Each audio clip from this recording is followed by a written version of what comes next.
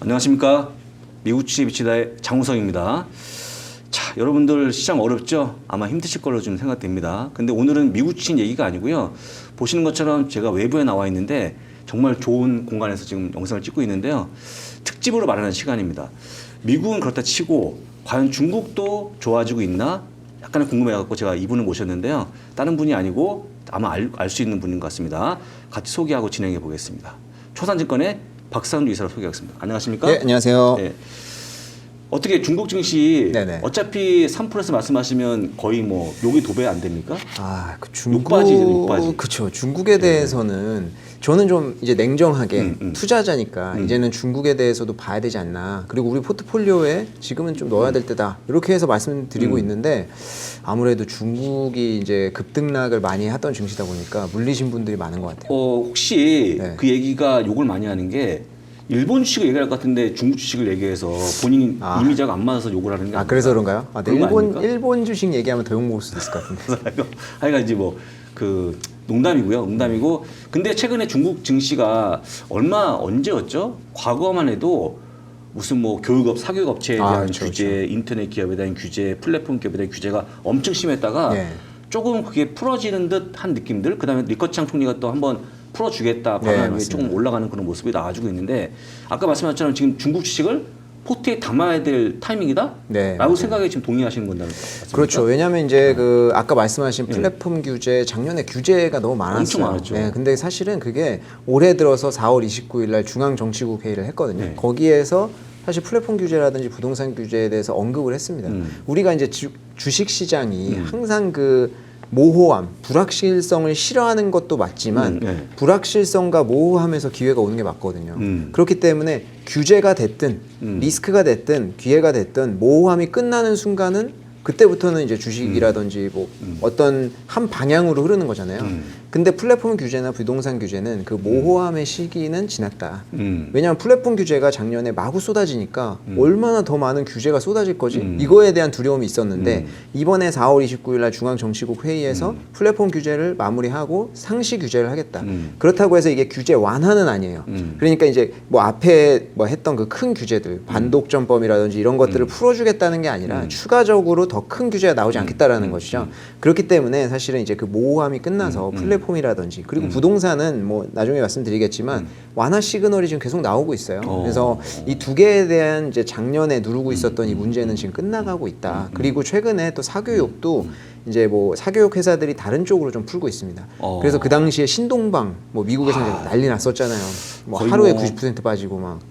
거의 상패 같잖아요. 그렇죠. 거의 뭐 그 당시에 사교육 규제 플러스 ADR 이슈 그러니까 둘이 겹치면서 증시가 난리가 났었는데 그것도 신동방 같은 경우에 지금 어떻게 풀고 있냐면 이제 그 틱톡 같은 데에서 그 판매 같은 거 하잖아요. 거기에다가 뭐 예를 들어서 무슨 물건을 판거나 음식을 파는데 그거를 영어 선생님이 영어로 진행을 해요. 이런 식으로 풀어나가면서 거기에 접속자들이 엄청 올리거든요. 그런 식으로 영어 교육을 하는 쪽으로 좀 풀어나가기도 하고 다른 방향으로 좀 전환을 하고 있어요. 그래서 그 이슈도 어느 정도 좀 마무리가 됐다. 네. 그러면 한번 정리 한번 해보죠. 그러면 그 증시가 최근에 조정받았던 여러 가지 이유 중에 하나가 저는 알고 있는 게 하나는 네네. 코로나. 그렇죠. 그런데 그 밖에 또 뭐가 있는지 정리 한번 해볼까요? 코로나가 있었고 또 위안화절하가 있었어요. 위안화절하가. 그러니까 작년으로 보면은 작년에 굉장히 특이한 모습이 하나 있었는데 달러 강세는 사실 작년부터 이어졌었죠. 달러 강세가 작년부터 가면은 보통은 달러 강세 대비 다른 국가, 신흥국 같은 경우에는 환율 떨어지죠. 근데 위안화가 작년에는 동반 강세였었거든요. 그러면서 이제 이제 중국 증시로 되면 유입이라든지 이런 것들이 좀 있기도 했었는데 올해 들어서 위안화가 약세로 돌아선 거예요. 그래서 이제 시장에서 우려를 하는 거죠. 위안화 약세면 좀 좋지가 않은데 약세면 당연히 이제 자금 유입에는 좋지가 않은데 뭐 위안화 약세는 뭐 세 가지 정도 요인 말씀드릴 수 있을 것 같아요. 하나는 뭐 계절적으로 전통적으로 좀 안 좋은 시기이기도 하고 거기에 가장 크게 당연히 작용을 한 것은 금리 차. 미국하고 중국의 금리 차가 지금 많이 벌어져 있잖아요. 그렇죠. 미국 같은 경우에 금리 인상기에 있고 중국은 금리 인하기에 있다 보니까 완전히 벌어지면서 자금 유출이 좀 됐다. 이렇게 볼 수가 있고 세 번째는 또 엔화가 되게 약세예요. 엔화는 진짜 신비롭습니다. 제가 지금 뭐 960원, 네, 그렇죠. 뭐 한국하고 대비했을 때 이 정도 되는데 엔화가 전통적으로 안전자산의 역할 많이 하다 보니까 엔화 약세되니까 달러가 더 강세로 가는 거예요. 맞아요. 그래서 이런 것들이 좀 자금 유출에 많이 작용을 했는데 이 자금 유출이 당연히 큰 구찌는 채권 쪽이었죠. 채권 쪽 자금 유출이 굉장히 많았거든요. 근데 채권 쪽 자금 유출된 것들을 좀 보면은 이게 당연한 거예요. 왜냐하면 채권 같은 경우에는 채권 투자자들이 전형적인 금리 차이를 노리는 투자자들이잖아요. 그렇다 보니까 당연히 금리가 많은 쪽으로 자금이 나갈 수밖에 없습니다. 근데 요게 그 주식 시장도 자금 유출이 좀 됐었거든요. 근데 주식 시장의 자금 유출을 보면 최근에는 많이 올라왔어요. 그래서 요게 반증하는 게 뭐냐면 주식 투자자랑 채권 투자자의 기대치는 완전 달라요. 주식 그렇죠. 투자자는 전형적으로 시세 차익을 노립니다. 그래서 요새 들어오고 있다라는 것은 중국 증시에 대해서 어느 정도 바닥을 다지지 않았나라고 예측을 하고 있다라고 볼 수가 있어요. 스마트 머니들이. 그렇기 때문에 최근에 그 자금 유입이 됐었던 거, 위안화 절하로 인한 자금 유입은 선반영이 됐고 지금 어느 정도 마무리가 되고 있습니다. 그래서 추가 절하가 깊이 되지 않는 한 앞으로 문제가 되지는 좀 않을 것 같아요. 그리고 코로나 끝났습니까 완전히? 코로나는 이제 한국도 끝나지 않아서 완전히 끝났다라고 말씀드리기는 좀 힘든데 뭐 이제 그 코로나의 상하이에 이제 확진자 추이 같은 거 보시면 아시겠지만 완전히 급격하게 올랐다 지금 떨어져 있어요. 그래서 지금은 일일 확진자 수 많아야 한 38명, 뭐 50명 요 정도 나오고 있거든요. 근데 사람들이 그런 얘기 많이 하실 거예요. 이제 상하이가 문제가 되고 락다운이에요. 코로나 확진자가 문제가 아니었고 확진자가 많이 올라가니까 락다운을 너무 강하게 한 거예요. 특히 상하이에 우리가 다 아는 자동차 공장, 거기 무역항이 얼마나 많아요. 그러니까 공급망 이슈가 지금 계속 터지고 있었던 거잖아요. 그리고 상하이 락다운이 어느 정도면 마무리될 줄 알았더니 2달이 이어졌더라. 그러니까 너무 길었던 거예요. 근데 6월 1일부터는 확진자 수 꺾이면서 완화되고 있습니다. 근데 그 이후에도 사람들은 부분 봉쇄 얘기 나오면 이거 뭐야 다시 락다운 하는 거 아니야? 이런 식으로 이제 걱정을 많이 하시는데 부분 봉쇄랑 락다운이랑 완전 달라요. 한국에서 우리가 락다운이라고 표현을 하고 부분 봉쇄 비슷하게 진행을 했잖아요. 뭐 다른 나라들도 마찬가지고. 근데 중국의 락다운은 굉장히 엄격했습니다. 그래서 저희 회사 예전에 직원도 상하이에 막 있고 그랬는데 얘기 들어보면 집 밖을 아예 못 나가요. 배달도 안 되고 그래서 막 음식을 정부에서 조달해주고 막 그럴 정도였었거든요. 그 정도로 철저하게 락다운을 진행하는 게 락다운. 그래서 공급망 이슈, 경제 지표 다 꺾이고 이렇게 됐던 건데 지금 부분 봉쇄 같은 경우에는 최근에 얼마 전에 북경에 클럽발 환자 막 발생하고 그렇죠. 그래서 나왔었잖아요. 근데 그 이후에 추가 확진자가 없거든요. 이런 식으로 만약에 발생이 한다. 그러면 접촉자들을 다 분류를 해서 그 단지 자체를 그냥 봉쇄하는 거예요. 부분적으로. 그러니까 이게 좀 어떻게 표현하자면 락다운은 후속 조치. 근데 부분 봉쇄는 선 조치 이렇게 좀 보시면 좋을 것 같아요. 그래서 부분 봉쇄를 하고 있다라는 것은 선 조치를 좀 취하고 있는 거고 경제적인 어떤 환경으로 봤을 때 지금 락다운을 다시 하긴 쉽지가 않다. 그래서 아까 말씀하셨던 코로나 락다운 문제, 위안화 절하, 요 증시를 누르고 있었던 올해 이 두 가지 요소는 좀 해결이 됐다. 이렇게 좀 보고 있습니다. 해결됐다. 네. 그럼 이제 사실 코로나 문제는 완전히 락다운을 배제할 수는 없지만 네. 완화가 되고 있다. 네네, 맞습니다. 생각하시기에는 안 할 것 같다. 다시 락다운은 힘들 것 같다. 그렇죠. 왜냐하면 이제 그 10월 달에 굉장히 중요한 정치 행사가 있어요. 예, 그 당시에 이제 그 10월 달에 정치 행사를 하는데 거기에서 우리가 다 아는 시진핑 주석의 그 연임이 뭐 명목상으로는 사실 뭐 이제 완료가 됐다. 3년임이잖아요, 이번에. 3년. 근데 요게 과거에 이제 등소평 주석이 이제 그 개혁 개방을 하면서 본인이 끝낼 때 마지막으로 했던 말이 2연임 이상은 절대 안 된다. 이제 부패라든지 이런 거에 대한 문제를 제기하면서 제기했던 거기 때문에 굉장히 엄격하게 지켜졌던 건데 이번에 3년임을 처음으로 깨는 거잖아요. 그렇기 때문에 중국 내부적으로도 이야기가 많을 수가 있어요. 그래서 사실 요번에 10월 달에 열리는 이제 회의에서 그 연임이 공식적으로 확정되는 거거든요. 그렇기 때문에 이번 10월을 굉장히 우수한 경제적 성적으로 개최를 하는 게 중요해요. 그렇기 때문에 10월 전에 굉장히 뭐 오미크론이 또 뭐 엄청나게 퍼진다든지 이런 게 아닌 한 락다운을 하기는 좀 쉽지는 않겠다. 실제적으로 뭐 상하이라든지 지린 같은 곳은 공업 생산의 그래프를 보시면 이게 락다운 때문에 완전히 꺾였었거든요. 그래서 실제적으로 중국 경제가 4월 달에는 안 좋았었어요. 근데 그렇죠. 5월부터는 이게 좀 반등세로 돌아서고 있기는 한데 그렇기 때문에 락다운을 뭐 엄격하게 또 진행하기는 쉽지가 않을 것 같다. 그래서 선조치로 부분 봉쇄를 하는 거다. 이렇게 보시면 좋을 것 같아요. 그렇습니다. 그래서 참고적으로 중국은 코로나 제로 정책을 피고 있으니까 네, 그죠? 포기하기 쉽지 않을 것 그래서 같습니다. 아주 강력하게 지금 시행하고 있기 때문에 다시 봉쇄한다는 건 정말 못 견딜 것 같아요. 많은 네, 분들이 뭐 엄청 힘들어하고 그다음에 뭐 밖에도 못 나오니까 네. 그 음식을 뭐 먹는데 상한 음식을 먹는 분도 계셨고 어렸다는 그렇죠. 거. 그때 뭐 웃지 못할 해프닝으로 명품 주식들, 그러니까 뭐 양배추, 뭐 청경채 이런 것들이 너무 귀하다 보니까 그런 거를 뭐 청경채는 에르메스 막 해서 돌던 그런 짤이 있었어요. 짤이. 근데 실제로 구찌에서 자기 VIP 고객들 상대로 그런 야채를 배송해 줬어요.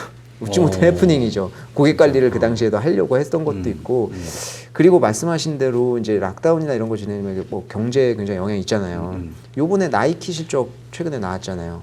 근데 그렇죠. 중국 쪽의 매출이 중앙권, 20%가 깎였어요. 네, 한 그렇죠. 네. 한 20% 깎였죠. 네, 근데 그게 바로 락다운의 영향이 있었거든요. 왜냐하면 집에서 나오지도 못하는데 온라인, 지금 나이키가 주력을 밀고 있는 건 온라인이거든요. 아무리 온라인으로 살 수는 있지만 집에서 나오지도 못하는데 그거 사서 뭐 하냐고요. 그러니까 소비라는 것이 당장 내일 나가려고 사는 않지만 어느 정도 기대치가 어디에 갈 것도 있고 이래야 사는 거거든요. 그러니까 그렇죠. 락다운이 너무 길어지니까 완전 얼어붙어 버렸었어요. 그러니까 이게 중국 기업들뿐만 아니라 글로벌 기업들도 영향을 많이 받았죠. 그런데 이거 뭐 여기에는 없는 질문입니다만, 네. 그럼 중국과 미국의 어떤 그런 관계는 좀 회복 국면에 있느냐? 이게 네. 저는 뭐 이제 개인적으로 이 두 국가의 관계가 회복될 수는 없다라고 생각을 해요. 왜냐하면 1등과 2등은 갈등이 항상 있을 수밖에 없어요. 역사적으로 미국이 2등을 항상 짓눌러 하죠. 일본도 영국도 마찬가지고 그럴 수밖에 없는 거죠. 우리가 뭐 반에서 1등과 2등이 뭐 사이좋게 막 그렇게 아니 뭐 항상 경쟁 관계잖아요. 둘은 경쟁 관계로 갈 거다. 하지만 여기에서 승자 패자가 나오기는 쉽지가 않은 상황이고요.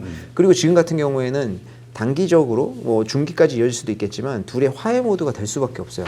왜냐하면 미국이 지금 CPI가 8% 넘게 나오면서 지금 계속 저 오늘 밤에 또 근원 CPI 나온다고 다들 PC 나온다고 기다리고 있는데 지금 물가가 너무 많이 오르는데 락다운까지 시행해 버리니까 인플레이션 계속 올라가는 거예요. 러시아, 우크라이나 지금 전쟁하고 있지.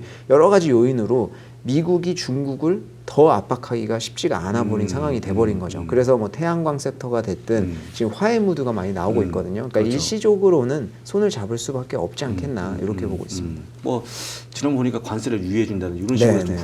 풀어가고 있으니까 그렇게 보시면 될 것 같고요.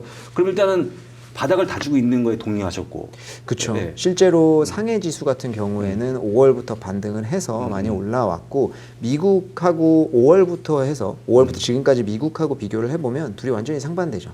상해 같은 경우에는 뭐 8%에서 10% 올랐다고 하면은 미국은 뭐 아시겠지만 뭐 S&P, 그렇죠. 나스닥 엄청 많이 빠져가지고 좀 상반되는 모습 보인다. 그리고 중국 증시가 아시다시피 아직까지도 외국인 투자자의 비중이 5%대에 머물고 있거든요. 그러니까 높지가 않다 보니까 외국인 투자자의 어떤 영향보다는 이제 중국 국내 정치나 경제상, 정책상의 독립적으로 영향받는 게 더 커요.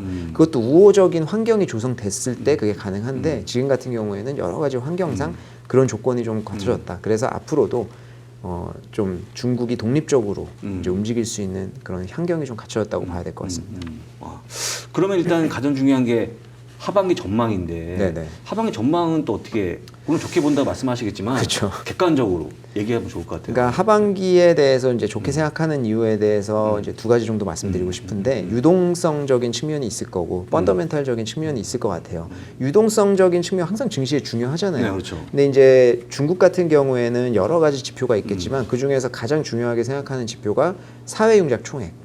요게 이제 2011년도에 인민은행에서 이제 도입을 한 제도인데 요 사회융자 총액에 각종 부채가 다 들어가요. 그래서 가계 부채, 기업 부채가 다 들어가기 때문에 유동성이 얼마나 퍼졌느냐를 보기에 제일 좋은 지표거든요.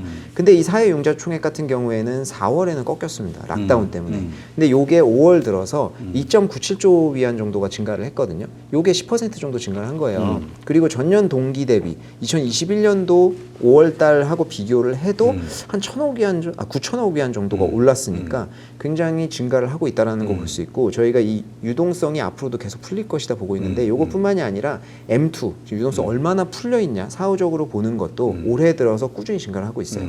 그래서 유동성이 지금 계속 풀리고 있다는 게 증시에 굉장히 호재고 그리고 아까 제가 말씀드렸던 부동산 완화 같은 경우에는 이제 중앙정치국 회의에서 얘기한 것뿐만이 아니라 시그널이 계속 나오고 있는데 한국 뉴스에도 많이 나왔습니다. LPR 금리라고 해서 이게 이제 우대 금리인데 요게 중국의 주택 시장하고 직결돼 있어요. 그 이유가 중국이 주택담보대출의 기준금리를 정한 게 LPR 금리 5년물이에요. 그렇다 보니까 이 LPR 금리 5년물의 변동에 따라서 주택담보대출의 기준이 어떻게 되냐에 따라 달려 있는 거죠. 당연히 낮아지면 더 좋은 건데 이번에 5월 달에 이례적으로 LPR 금리 5년물을 낮췄어요. 그러니까 작년까지는 규제가 너무 심하다 보니까 LPR 금리 5년물은 아예 건드리질 않았었거든요. 근데 요번에 이례적으로 낮추고 1년물은 동결을 했다. 거기에 더해서 기준금리가 아까 주택담보대출의 기준금리가 LPR 금리 5년물이라고 말씀드렸었는데 요거를 LPR 금리 5년물 마이너스 20bp로 낮췄어요. 그러니까 기준 자체도 낮춰버리고 금리 자체도 낮춰버렸다. 그러니까 부동산 완화 시그널을 완전히 주고 있는 거죠. 근데 실제적으로 지금 부동산의 어떤 지표가 올라오고 있질 않거든요. 그래서 저희는 요게 올라오면서 더 추가적으로 좀 반등이 되지 않을까 이렇게 예상을 하고 있고 중국 정부에서 지금 부동산의 어떤 뭐 예전처럼 과도한 부양이라기보다는 지금보다는 좀 살리려고 하는 노력을 많이 하고 있다. 그래서 유동성적인 측면에서 실제적으로 중국의 이제 부동산 정책도 노력을 하고 있고 유동성 풀리고 있다. 그리고 펀더멘탈적인 측면에서 좀 말씀드리자면 중국은 역시 인프라 투자, 고정주산 투자 굉장히 중요하잖아요. 인프라 투자 많이 꺾였었어요. 근데 요것도 저희가 하반기에 올라올 거라고 예상을 하고 있는 게 중국 증시를 볼 때 항상 GDP 성장 목표치에 대해서 중요하게 생각을 하셔요. 네. 올해는 5.5%죠. 근데 이게 1분기에 4.7% 성장한 걸로 나오거든요. 근데 2분기는 아시다시피 락다운이 2달이나 작용을 그렇죠. 했어요. 그렇기 때문에 아직 결과는 안 나왔지만 저희는 보수적으로 락다운을 감안해서 2% 정도로 생각하고 있습니다. 굉장히 떨어지는 거예요. 그렇죠. 그러면 이게 5.5%를 달성을 하려면 하반기에 그냥 산술적으로만 생각을 해봐도 인프라나 고정자산 투자, 부양책 엄청 나와야 되는 것을 저희가 알 수가 있거든요. 그렇죠. 요 예측뿐만이 아니라 실제적으로 지금 중앙정부에서 하고 있다라는 증거를 저희가 좀 보는 게 중국이 크다 보니까 중앙정부, 지방정부 나눠져 있잖아요, 거기도. 네. 근데 요 특수목적 채권이라는 게 있어요. 요거는 지방정부에서 발행을 해서 인프라 투자를 하기 위해서 발행하는 거거든요. 그래서 특수목적 채권을 발행하면 조달된 자금으로 그 지방정부에 이제 인프라나 고정자산에 투자를 하는 거예요. 근데 이게 매년 한도가 있어요. 그래서 지금 중국은 올해 3.75조 위안입니다. 근데 요거를 6월 내에 발행을 다 끝내라라고 중앙정부에서 하달이 됐어요. 이 하달된 게 뿐만이 아니라 지금 실행에 옮기고 있는데 1월부터 4월까지 2조 위안 정도가 이미 발행이 됐습니다. 그리고 5월하고 6월에 막 1조 위안씩은 발행을 할 거 저희가 예상하고 있거든요. 그럼 이게 발행하고 끝이 아니라 6월 내에 다 끝냈으니까 하반기에는 이 자금으로 인프라나 고정자산 투자하라는 얘기거든요. 그래서 실제적으로 고정자산 투자 그래프도 보면 요새 최근 들어가지고 이제 착공 그래프 같은 경우에는 꺾여서 올라갔어요. 그러니까 착공하고 시공하고 좀 다른데 착공은 이제 막 첫사 푸는 거잖아요.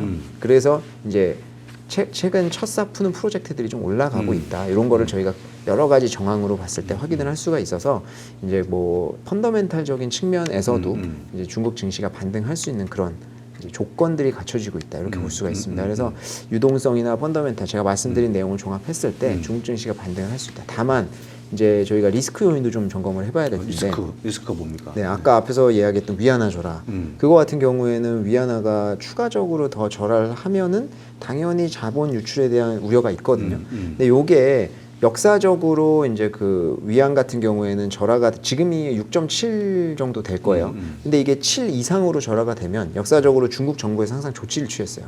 그렇기 때문에 요번에도 7 이상까지 절하가 된다고 하면 분명히 조치를 취할 것이다. 이렇게 예상을 하고 있고 앞에서 말씀드렸던 그런 원인으로 자금 유출은 이미 선반영이 좀 됐다.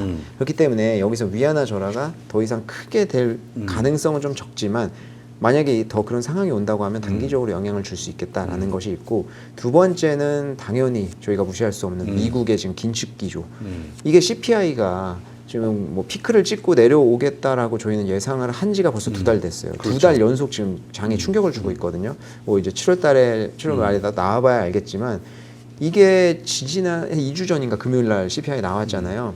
그러고 월요일 날 전체 증시가 다 크게 영향을 받았습니다. 그래서 중국 같은 경우에도 단기적으로는 지금 미국의 예상치 못한 어떤 수치라든지 움직임에 영향을 받을 수는 있어요. 하지만 그때도 그 제가 이제 뭐 주요 테마로 말씀드리는 전기 자동차 같은 경우에는 그때도 혼자 독보적으로 올랐었거든요. 그래서 그런 것들을 감안을 했을 때 단기적으로 중국 증시에 이런 충격들이 영향을 줄 수는 있지만 어떤 그 흐름, 대세의 흐름을 꺾지는 못할 것이다 이렇게 예상을 하고 있습니다. 그러면 이게 아마 저희 미국 주식을 많이 네네. 보시는 분이 보는 방송이니까 그 미국 주식 ADR 쪽 중국 네네. 알리바바 같은 기업들 그런 것들은 어떻게 좀 괜찮아질까요? 이게 플랫폼 이슈가 좀 해결이 되기는 했지만 ADR 같은 경우에는 아직까지도 상존하고 있는 문제가 ADR 폐지 관련된 그러니까요. 문제인데 이게 미국하고 중국하고 미국에서 폐지가 되지 않으려면 요구하는 조건들이 상당히 좀 무리한 조건이에요. 기업 입장에서 내놓을 수는 있습니다. 그 기록들을. 근데 그게 국가 보안하고 관련되는 정보가 많다는 거잖아요. 그래서 기업에서는 풀 수가 없는 문제거든요. 그래서 국가와 국가 간으로 풀어야 되는데 중국에서도 계속 제스처를 보내고 있지만 사실은 객관적으로 봤을 때 쉽게 풀리지는 않을 거예요. 이게 시간은 좀 더 오래 걸리겠죠. 지금 당장 상장 폐지가 되진 않겠지만 그래서 지금 중국 정부에서 내놓고 있는 입장 중에 하나가 IPO 등록제를 내놓고 있어요. 그래서 IPO 등록제. 예, 그래서 ADR들을 이제 홍콩이나 중국 증시에 동시 상장시키는 거죠. 그래서 상장 폐지가 되더라도 여기 주주들이 주식을 받을 수 있도록. 근데 이게 일반적인 북빌딩이나 IPO 과정을 통하면 굉장히 오래 걸려. 주관사도 구해야 되지, 북빌딩도 해야 되지, 로드쇼도 해야 되지. 이게 시간과 비용이 너무 많이 드는 절차거든요. 그래서 등록만 하면은 바로 직상장할 수 있도록 IPO 등록제를 시행을 하고 있어서 요것도 4월 29일 날 중앙정치국 회의에서 나온 내용 중에 하나거든요. 그렇기 때문에 요걸로 인해서 최근에 이제 동시 상장하는 케이스들이 늘어나고 있습니다. 그래서 그런 식으로 좀 안정감을 부여받을 수는 있을 것 같아요. 상장 폐지가 돼도 없어지는 게 아니다. 뭐 이런 것들. 그럼 이제 큰 고민은 지났다가 보는 게 그렇죠. 어느 정도의 큰 어떤 싸움은 당분간은 좀 힘들지 않을까 이렇게 생각하고 힘들지 있습니다. 않을까? 네. 그것 똑같이 아까 얘기했지만 그런 플랫폼 기업뿐만 아니고 네네. 사기업 업체까지 조금 그 사교육 업체 같은 경우에는 사교육 좀 다르나요? 규제에 대해서는 풀겠다는 얘기는 하진 않았어요. 하지 그래서 지금 사교육이 좀 다른 우회하면서 다른 쪽으로 이제 영업이익을 내고 매출을 내려고 하는 그런 움직임을 보이면서 주가 워낙 떨어져 있으니까 좀 올라갈 수는 있지만 저는 개인적으로 지금 사교육 기업에 좀 손을 대는 거는 아직 규제 이슈가 끝나지도 않았고 갑자기 뭐 사교육을 잡겠다라고 해놓고 풀지는 않을 거잖아요. 그렇기 때문에 지금 손대기는 좀 그래도 좀 무리가 있지 않나. 그러면 네. 어차피 이제 그 어디에 투자할지까지 설명해 주실 네네. 거니까 하기 전에 딱 하나만 더 질문드리면 이거 최근 뉴스입니다. 네네. 그 니오에 대해서 네. 일단은 또 공매도 보고서가 발간됐죠. 그래서 일단은 뭐 지난번에 나왔던 그 루이신 커피에 대한 트라우마가 좀 커지고 있는데 그렇죠. 그분 어떻게 이게 그 니오에 대해서 이제 쇼 리포트를 낸 곳이 그냥 그리즐리 리서치라고 해서 사실 거기가 뭐 거의 뭐 연관이 없는데 예, 그냥 냈죠. 그래도 이제 그 뭐 완전히 무시할 수는 없는 리포트잖아요. 그렇죠. 근데 이제 지금 그게 나온 지가 뭐 어제죠, 바로. 네. 그래서 지금 시장의 반응이나 투자자들의 반응은 이게 뭐 과연 검증이 됐냐라고 하는 거에서 아직까지는. 아직까지는 그 모호함의 경계선에 있어요. 근데 이게 연결재무제표에 있는 그 배터리 구독하는 자회사가 실제적으로 이게 구독 경제가 잘 돌아가는 거에 대해서 모르겠다. 왜냐면 이거 비상장사니까 얘네가 발표를 하지 않는다는 거예요. 근데 그거에 대해서 니오의 입장을 들을 필요는 없을 것 같아요. 당연히 니오 입장에서는 맞다라고 얘기할 리가 그렇죠. 없잖아요. 하지만 이제 그 전문가들이 지금 계속 이야기하는 것은 꼭 얘네가 쇼미 리포트를 낸 것처럼 그렇지 않을 것이다라고 이야기하는 경우가 많이 있거든요. 그래서 요거는 좀 지켜봐야 될 것 같아요. 근데 아무래도 이제 그 아까 말씀하신 대로 루이신 커피나 이런 것들에 어떤 트라우마가 있기 때문에 그냥 무시하고 완전히 관가할 수는 없는 이슈인 것 같다. 그래서 제가 만약에 뭐 주식을 보유하고 있다고 하면 이거는 근데 완전히 케바케로 달라가지고 어떤 조치를 취할 수는 있지 않을 것 같은데 투자를 아직 하지 않은 사람 입장에서는 당연히 그 모호함이 있다고 해서 기회가 될 거라고 해서 투자하지는 않을 것 같아요. 근데 요거는 조금 돌아가는 추이나 나오는 전문가들의 의견이라든지 뭐 당연히 쇼 리포트를 냈으니까 더 깊게 파겠죠. 요거에 대해서 좀 지켜보기는 해야 될 것 같아요. 자 그러면 가장 중요한 내용인데 그럼 어떻게 투자해야 되느냐, 뭘 투자해야 되느냐? 네. 예. 올해 이제 두 가지 정도 테마를 좀 말씀드리고 싶은데 하나는 이제 뉴인프라, 신에너지 쪽. 아 뉴인프라. 네, 그쪽에서도 특히 태양광. 태양광. 네. 그러니까 어찌 보면 둘 다 신에너지라고도 할 수 있네요. 자동차 쪽에서는 이제 소비 쪽이거든요. 그래서 뉴인프라 하나, 소비 하나인데 뉴인프라 쪽에서는 신에너지, 태양광. 그리고 소비 쪽에서는 자동차, 그다음 음식료, 그다음에 가구 가전 이쪽이거든요. 근데 요 이유가 다 있는데 먼저 태양광부터 좀 말씀을 드리면 태양광 같은 경우에는 오랜 섹터 한국에서도 좀 많이 투자를 하셨었는데 힘들었던 섹터예요. 왜냐하면 이제 치킨 게임이 워낙 심했어서 가격 폴리실리콘 떨어지고 막 주가 우리 뭐 예전에 알던 종목들 많잖아요. 근데 이제 마무리가 되면서 중국이 거의 과점하는 시장이 된 상황이죠. 근데 이게 여러 가지 이슈가 좀 겹쳤는데 탈탄소 이슈가 전 세계적으로 겹치면서 다들 이제 신에너지나 이쪽에 수요가 많이 증가를 했습니다. 근데 요게 태양광 쪽이 태양광이든 풍력이든 마찬가지인데 에너지 효율이 20%대예요. 그래서 원전을 지금 저희가 계속 이야기하는 이유가 원전의 효율이 90% 정도 나오거든요. 그나마 화석 에너지에 제일 준한다는 거예요. 근데 태양광 같은 경우에는 지금 중국이 맥시멈 나오는 기업이 한 24.5% 나옵니다. 그러니까 100%에서 24.5%니까 너무 적다는 거죠. 근데 태양광이 과거에는 또 비쌌어요, 설치비가. 근데 태양광이랑 풍력이랑 다 비교를 했을 때 태양광의 생산 단가가 그러니까 그 효율이 그러니까 효율은 올라가고 생산 단가가 제일 급격하게 떨어졌습니다. 그래서 지금은 풍력 에너지나 태양광 에너지나 설치 비용이 비슷해요. 그래서 태양광 에너지의 가성비가 굉장히 높아졌다. 그래서 신에너지 쪽에서 태양광 쪽의 수요가 굉장히 많이 늘어나 있는 상황인데 그 각국의 지금 탈탄소 2050년까지 뭐 내놓고 있잖아요. 그래서 그 큰 그림에서 수요가 증가를 한 상황에서 러시아랑 우크라이나랑 전쟁이 터지면서 러시아가 침공을 한 거죠. 그러면서 지금 유럽에서 특히 나는 러시아가 이제 앞으로 전쟁 끝나도 러시아 거 이제 안 쓰겠다 이런 움직임이 막 나오고 있잖아요. 물론 물리적으로 불가능하죠. 지금 나오는 수치들이. 하지만 그런 움직임이 나오면서 앞으로도 태양광에 대한 간접 수요가 더 증가를 할 것으로 보이고 있던 상황이었어요. 근데 중국 태양광 업체들은 어떤 이슈가 있었냐면 트럼프 정부에서 관세를 매겼죠.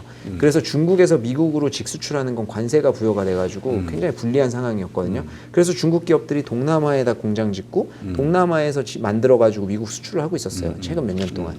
그래서 3월 달에 바이든 정부에서 야 동남아 기업들 이거 조사 한번 해봐야 되겠다. 그 끝단에 중국이 있다면 이거 세금 매길 거다. 그리고 이제 그 소급까지 하겠다. 이렇게 얘기를 한 거예요. 그러다 보니까 문제가 뭐가 발생했냐면 그때는 전쟁 나고 얼마 안 있었잖아요. 미국의 기업들이 동남아에서도 수입을 안 해요. 그러니까 수입할 데가 없는 거예요.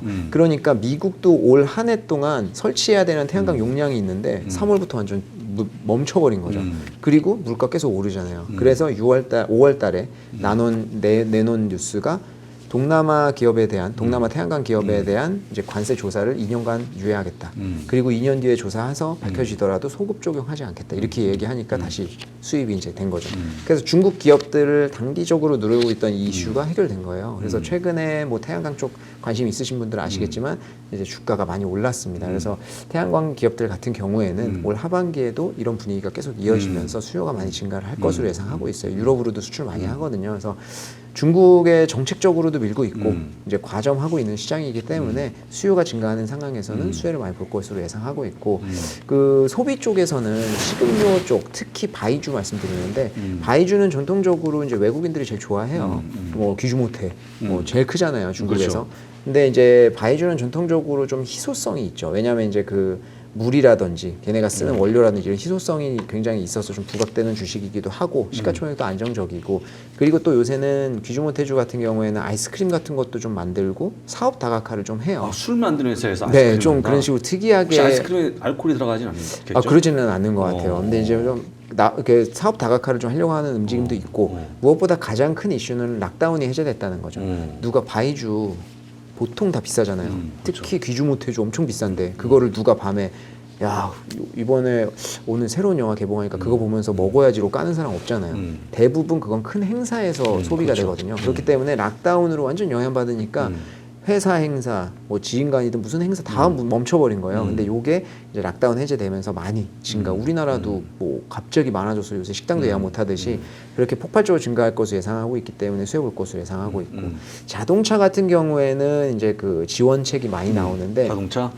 어느 나라나 마찬가지지만 자동차에 대한 지원 좀 많이 해요. 전기차는 보조금이 좀 줄고 있는 양상인데. 전기차 보조금은 줄고 있지만 다른 쪽으로 최근에 이제 그 가격대도 많이 조정이 됐고 최근에 이제 그 지원책들이 많이 나오는데 이게 중국 정부도 사실은 이제 고용이 굉장히 중요하거든요. 뭐 어디 나라나 마찬가지지만 근데 지금 중국은 실업률이 한 5%대 정도 나옵니다. 미국이 한 3%대에서 뭐 완전 고용 얘기하는데 그렇죠. 그렇다 보니까 이제 고용도 좀 증가를 시켜야 되는데 사실 자동차 산업의 밸류 체인이 제일 길어요. 그러다 보니까 자동차가 잘 팔리면 뭐 끝단에 2차 협력 업체, 뭐 이제 소재 업체 뭐 이런 것들까지 다 영향을 받아서 고용이라든지 소비에 미치는 영향이 직접적으로 제일 크거든요. 그렇다 보니까 자동차에 대한 지원이 제일 많다, 부양이. 근데 요번에도 뭐 광둥성 같은 경우에는 자기가 기존에 타는 차 폐기하고 시너지 자동차 타면은 뭐 우리나라 돈으로 한 200만 원 정도 지원금을 주기도 하고, 그리고 아시겠지만 중국 같은 경우에는 자동차 번호판 발급하기 되게 어려워요. 근데 이거를 왜냐하면 이제 환경 보호라든지 너무 많이 사니까 이런 것들을 좀 규제를 하거든요. 그래서 자동차 번호판을 발급받으려면 엄청나게 큰 돈 주거나 뭐 엄청 대기를 오래 하거나 맥이 있거나 뭐 이래야 되거든요. 근데 최근에 뭐 선전이라든지 뭐 광주라든지 큰 도시에서 번호판 발급을 확대하겠다라고 얘기했어요. 당연히 수요에 직접적으로 영향 주는 거고, 그리고 자동차 등록세 있잖아요. 네. 요거 인하하겠다고 지금 중앙정부에서 나왔는데 요 이슈 때문에 5월 달에 내연기관 자동차 주식들이 엄청 올랐었거든요. 그 당시에 루머는 내연기관 자동차에만 지급하겠다 이렇게 나왔는데 막상 딱 나오고 나니까 전기자동차 내연기관 상관없이 30만 위안 이하 자동차 사면 등록세 면제해주겠다. 이게 중앙정부에서 나왔어요. 그래서 지금 다 수혜를 보고 있는데, 중앙정부를 제가 말씀드린 이유가 아까 지방정부 따로 있다고 했잖아요. 물론 독립적으로 운영되는 건 아니지만 지방정부별로 이런 혜택은 따로 있어요. 그러니까 중앙정부에서 나오는 혜택 플러스 얘네가 따로 내놓는 혜택이니까 지금 속속들이 나오고 있거든요. 그래서 이제 자동차 섹터에 대한 지원책이 앞으로 계속 나올 것이다. 그래서 전기자동차 특히 최근에 수요도 많이 증가하고 있기 때문에 요새 많이 이제 주가가 올랐는데, 앞으로도 하반기에도 이쪽이 좀 좋을 것으로 예상하고 있고, 전기자동차가 참고로 한 달에 중국 내에서 50만 대씩 팔려요. 제일 많이 팔려요, 전 세계적으로. 미국도 한 달에 많아야 10만 대거든요. 우리나라는 뭐 17,000대 막 이러거든요. 그러니까 사실은 그 규모 자체가 엄청나게 달라서 중국 내에서는 이제 전기 자동차도 아마 그쪽이 수요 쪽에서는 전 세계적으로 계속 1위를 좀 갖고 갈 것 같습니다. 그래서 전기 자동차도 이렇게 좀 수혜를 볼 것으로 예상하고 그러니까 있고, 태양광, 전기차, 태양광, 예. 전기차, 예. 그다음 바이주 쪽, 그리고 마지막으로 하나가 이제 가구 가전 쪽인데, 요거는 왜냐하면 이제 큰 그림에서 봤을 때 가구 가전 쪽은 전통적으로 수출 기업들이 많아요. 그렇죠. 그렇다 보니까 지금 관세 유예라든지 뭐 관세를 인하하는 건 아니지만 관세를 이제 부여한 거에 대해서 뭐 연장하지 않겠다 이렇게 하는 거 뭐 인하의 효과가 있는 거죠. 이런 거에 제일 직접적으로 수혜를 볼 애들이기도 하고, 그리고 이제 중국 가정이 1인 가정이 중국도 많아지고 있거든요. 그래서 추가적으로 수요가 계속 증가하고 있던 상황이기도 했었고, 그리고 아까 부동산 완화 시그널에 대해서 막 계속 이야기를 하고 있잖아요. 그래서 부동산 완화가 돼서 이제 뭐 계속 주택 수요가 늘어난다고 하면 당연히 이쪽 수요는 동반적으로 올라가는 거고, 그리고 이제 중국 정부에서 최근에 소비 쿠폰을 많이 뿌리고 있습니다. 소비 진작을 하기 위해서. 그래서 최근에 이제 6.18 행사를 했어요. 이제 중국이 6.18? 네, 매년 2번 큰 세일 행사가 있습니다. 뭐 미국 같은 경우에는 블랙 프라이데이, 블랙 프라이데이죠. 뭐 저기 블랙 프라이데이 11월 달에 쇼핑 쇼핑 그때가 이제 제일 큰데, 중국 같은 경우에 1년에 2번 있거든요. 6월 18일, 11월 11일. 11월 11일은 광군제는 다들 아실 거예요. 예, 알리바바가. 뭐 이제 그 솔로데이라고 해서 그때 크게 하는데, 6.18은 뭐냐면 JD.com의 창립일이에요.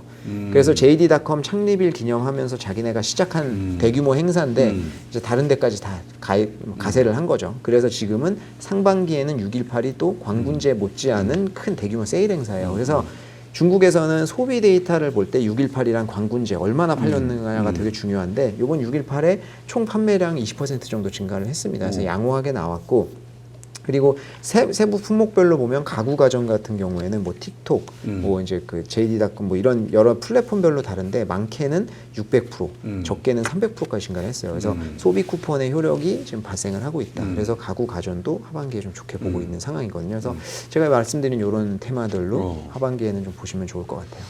어떻게 개별 종목 접근이 나을까, 아니면 ETF 중주식은 어떻게 하는 게 좋을까요? 이게 사실은 저는 이제 좀 나누고 싶은 게, 개별 종목에 접근하시는 분들은 진짜 초고수. 초고수? 제가 고수라고 말씀드리는 거는 본인 같은 사람들?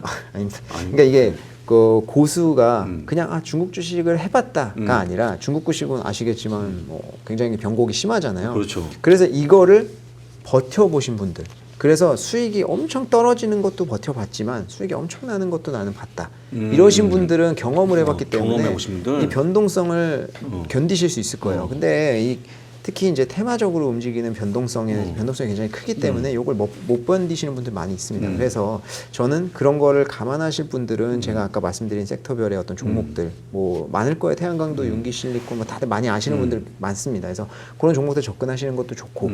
근데 그게 아니라고 하면은 ETF나 펀드인데 중국이 이제 고성장, GDP가 고성장하는 시기가 지났어요. 사실 요번에도 5.5% 계속 내려가고 있는 상황이죠. 이게 이제는 양적 성장보다 질적 성장에 집중하겠다는 건데 이럴 때에는 지수가 그냥 지수 투자가 사실은 힘들어요. 그냥 지수 투자만 한다고 하면 재미가 없는 거예요. 그러니까 중국에 대한 어떤 기대치는 리스크를 감수하는 것 대비 이제 수익이 굉장히 커야 되는데 지수로는 그걸 달성하고 쉽지가 않은 상황이다. 그래서 액티브로 좀 운용을 하시는 펀드라든지 그리고 액티브로 뭐 운용을 하는 랩 상품 같은 것들이 있어요. 이런 것에 좀 접근하는 것이 좋을 것 같고 왜냐하면 이제 액티브로 운용을 하는 것은 이제 매니저의 역량에 따라서 섹터 분석을 해서 섹터를 선정을 하고 그 섹터 내에서도 제일 잘 나가는 소위 말하는 그런 종목들을 선택하고 요거를 계속 리밸런싱을 하는 거거든요. 그러니까 소위 말하는 계속 왔다 갔다 하는 거죠. 그래서 이런 전략으로 투자를 하시는 것도 괜찮고 아니면 ETF를 선택하시는 것도 괜찮을 것 같아요. 근데 아까 말씀하신 거 치게 되면 약간 개별 종목 쪽에 더 무게를 두는 양상이네요. 그게 이제 수익률은 높겠죠. 근데 이 모두가 그냥 예를 들면 미국 주식 같은 경우에는 그냥 바이앤홀드 전략을 하셔도 되잖아요. 그걸도 추천드리죠. 그렇죠. 예. 중국도 바이앤홀드가 유효해요. 근데 이 기간을 굉장히 길게 가져가야 돼요. 왜 예를 들면 마오타이라든지 우리가 흔히 중국 주식이 한국에서 굉장히 붐을 일었던 게 뭐 2015년도 이 후강통 막 시작하고 이럴 때였을 텐데 그 당시에 집중했던 종목들이 있습니다. 뭐 인민재산 보험이든 뭐 많이 뭐 우통객차 많이 아시는 분들 계실 거예요. 그 종목들로 2015년도에 종목 피크를 찍고 떨어졌을 때 손절하신 분들이 많겠죠, 당연히. 근데 그 종목을 지금 한번 보세요. 그 어떤 변동성을 다 회복하고 지금은 더 고점에 있거든요. 하지만 그게 굉장히 길다는 거죠. 이걸 견딜 수가 있어야 되는데 아니면은 이거 왔다 갔다 하는데 그걸 해야 된다든지. 근데 그게 쉽지가 않다는 거죠.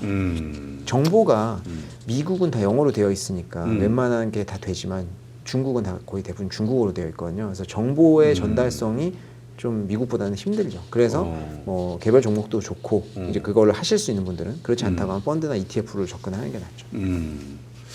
자, 그렇습니다. 그래서 일단 오늘 말씀 쭉 들었는데 저희가 중국 주식 얘기할 게 거의 없어갖고 혹시 이걸 보시고 우리 저희 댓글에 관련 질문을 올려주시면 우리 또 이사님이 또 풀어주시면 그럼요. 그리고 ETF가 요새는 뭐 중국 관련돼서 상장되어 있는 게 미국, 홍콩, 한국 다 접근이 가능하고요.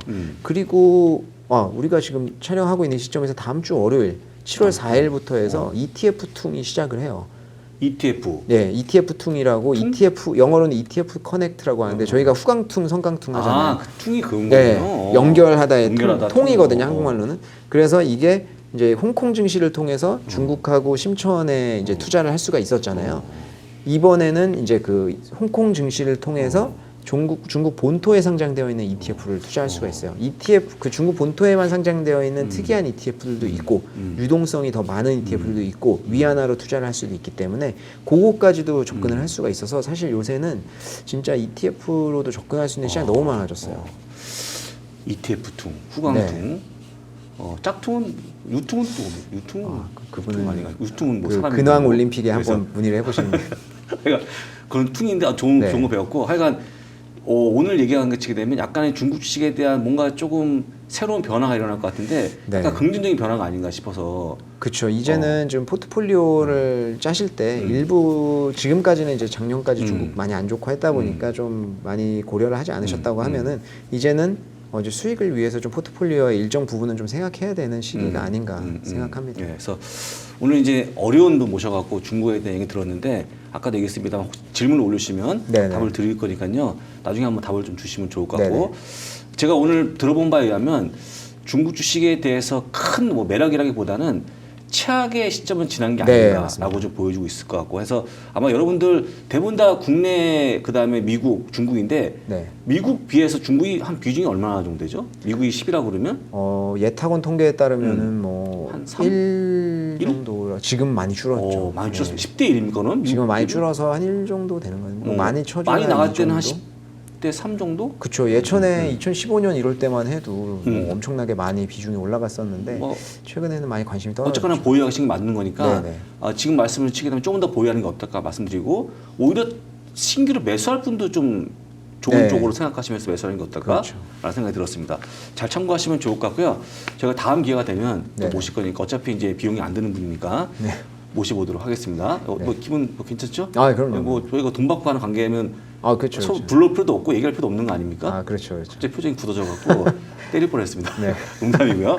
자, 지금까지 한 40분 동안 박상준 이사하고 중국에 대한 얘기했는데 제가 볼 때는 약간 좋은 느낌 받았으니까요. 투자에 잘 참고하시면 좋을 것 같고 그 다음에 아까 말씀드린 것처럼 혹시 궁금한 게 있으면 댓글 남겨주시면 또 나오셔갖고 답을 드릴 걸로 좀 보입니다. 오랫동안 시청해주신 다시 한번 감사드리고요. 저는 물러가도록 하겠습니다. 감사합니다. 감사합니다.